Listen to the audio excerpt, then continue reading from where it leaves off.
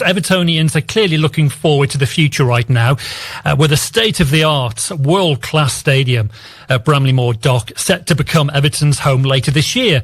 But of course, with all of that, there are concerns right now about transport links, parking, the safety of match-goers, of course, and indeed the wider effect on local businesses. So let's talk about that now with Steve Dickinson. Now, Steve is a lifelong Blue and also co-author of the unofficial Everton timeline, the Mashiri years 2013 to 2024, and Steve joins us on the line. Steve, it's good to talk to you once again today. It's good to be back on the show, Paul. Absolutely. And, you know, we talk about those concerns about Bramley-Moore Dock. We're going to talk about those in the next few minutes. But just for the record, Steve, I know that you attended the first test event a few weeks ago. Just describe to me, if you would, your overall impression from that first test event when I believe there were 10,000 spectators within the ground. Yeah, well, first of all, I'd just like to give a shout-out for Adam Keane there and that Goodbye to Goodison. That's really a great track. I thoroughly enjoyed listening to that. It is a good song, isn't it? And, you know, we've got another one from Gustafsson to play a little bit later, but I thought that was a really good bit of music. Excellent. And regarding the first test event, it was excellent. It was all I hoped it would be in terms of a showcase for the stadium. Like many, many people, I've been down looking through the gates and over the wall, and as the stadium build has progressed for the last few years. And it was just wonderful to be inside the perimeter. And even though there was only, I think it was 12,000, it was just the south stand that was opened up on that night. But, you know, fantastic views. And since that time, I've managed to get my season ticket for the stadium together with my three buddies who I go with, and we're all sitting together. Really wonderful. The stadium, there is not a bad view in the whole house there. I'm thinking of taking my own polystyrene pillar to sit behind just to make me feel at home for Goodison, because I shall miss that. You got to do whatever you feel is right, don't you, Steve? Absolutely. But no, the facilities are fantastic, and you know, all the catering and everything like that should be much better when it's all fully kicked off for the first home game of the season in August this year. Excellent. And of course, you know, you've closely followed issues that have arisen from the second event, which took place on Sunday. Let's just talk about some of those, shall we? In particular, the situation at Sandhills rail station, because clearly there have been issues regarding overcrowding at the station, and also questions raised, Steve, over the timing and also the frequency of trains on match day. Yeah, I mean, I will come to Sandhills, but I'd just like to sort of broaden it out, because it's not, for me, just a Sandhills issue, this. You know, it's an issue about the transport and infrastructure around not just the Bramley-Moore Stadium, but the whole North area.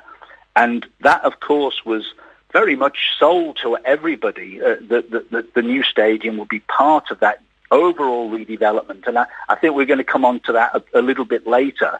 But it's not just about Sandhills. And in fact, I've been suspecting for quite some time that the capacity in Sandhills and the trains that are able to come and go there, bearing in mind it's just a single platform station with an island in the middle, and you can only allow a very limited number of passengers onto the platform at any one time.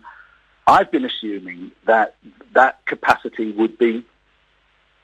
So, you know, when I've heard Steve Rotherham and others bigging up the Sandhills role in the transportation for 52,888 people, and it's going to be a sellout of the new stadium on pretty well every occasion, I would have thought. You know, I've always been not quite sure that Sandhills is going to do everything that they're saying, and therefore also interested in aspects of the plan, such as car parking, such as park and ride, etc. And that for me has been a bit of a surprise and a bit of a disappointment thus far. That I assume, bear in mind, Steve Rotherham's been there since 2017, and planning permission was granted for the stadium in 2021. that there's been plenty of time to develop an overall plan. And if there is an overall plan, what surprises me is how it's being fed out to Evertonians, local businesses, everybody that's using that part of the city.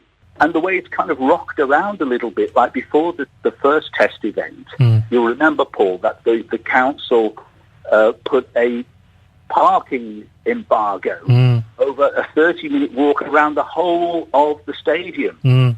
And that caused uproar with local businesses because that was not only for match days, it was 365 days a year, which made no sense. And I think this is one of the points, isn't it? Because, as you say, it makes no sense to put that into place on days that are not match days. But I believe the local council have now put that on hold, have they, until at least the start of the new season? So. And again, it just seems a little bit surprising. You know, given that there should be an overall plan, that they would kind of rock from one side of the boat so dramatically. And these test events, which are actually not really just about testing the transport infrastructure, it's more about getting safety certificates for the stadium with increasing capacities over several events. But yeah, it's good to use 12,000 people, 25,000 people, full capacity for another test event, probably planned for after the season ends, as sort of benchmarks. How are we doing against our plan? But it doesn't seem to have come across that way for me. It seems that the plan's almost being developed on the hoof. And bearing in mind the amount of time that the council, Merseyrail, the Metro Mayor and everybody else involved, including the club, have had to come together and talk about all of this over, you know, you would think during the planning permission process and then subsequently, you know, it all seems to be a bit ad hoc.